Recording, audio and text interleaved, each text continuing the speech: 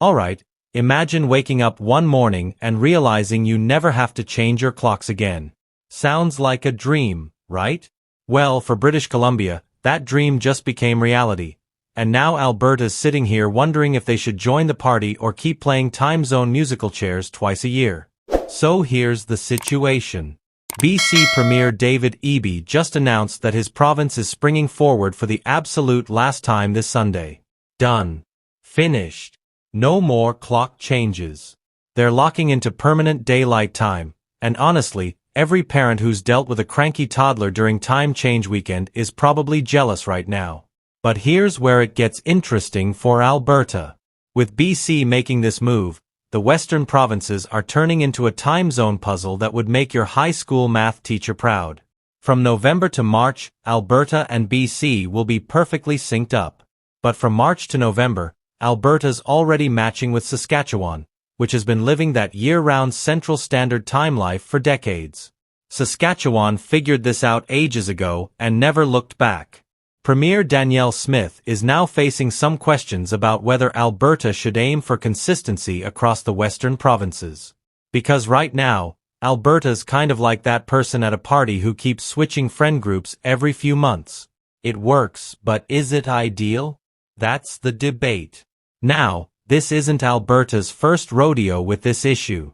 Almost 5 years ago, Albertans actually voted on whether to keep daylight time year-round in a referendum.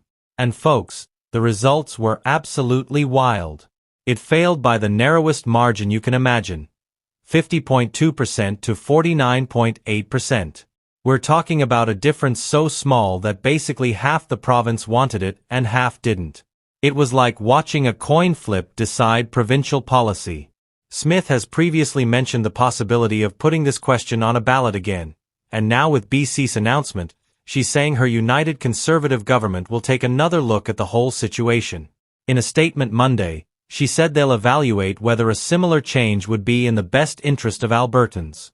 Translation, they're going to crunch some numbers, gauge public opinion, and figure out if it's worth revisiting. Here's why this actually matters beyond just avoiding groggy Monday mornings.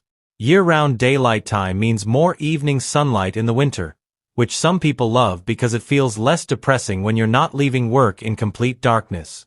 But it also means darker mornings, which parents and early commuters aren't always thrilled about. There's no perfect solution here, just trade-offs. The bigger picture is about regional coordination. If BC sticks with permanent daylight time and Saskatchewan continues with permanent standard time, Alberta's sitting in the middle trying to figure out which neighbor to match with. It's like being asked to pick a side in a friend dispute, except instead of drama, it's just time zones. For businesses operating across provincial borders, having consistent time zones makes scheduling meetings and coordinating logistics way easier. For families with relatives in neighboring provinces, it means less confusion about when to call grandma. These aren't earth-shattering issues, but they add up when you're trying to function in a modern economy. So what happens next? Smith's government is going to review the situation and decide if they want to bring this back to Albertans for another vote or just make a decision. Given how close that last referendum was, there's a real chance public opinion could swing either way depending on how the question is framed and what's happening in surrounding provinces. What do you think Alberta should do? Keep the clock changes, ditch them for good, or just flip a coin since last time was basically a tie anyway? Drop your thoughts in the comments because this is one of those issues where everyone's got an opinion. And if you want to stay on top of all the political developments across Canada, subscribe to Canadian Breakdown. We're covering everything from major policy shifts to the quirky stories that make Canadian politics interesting, and we're posting multiple times a day. Thanks for watching, and we'll catch you in the next one.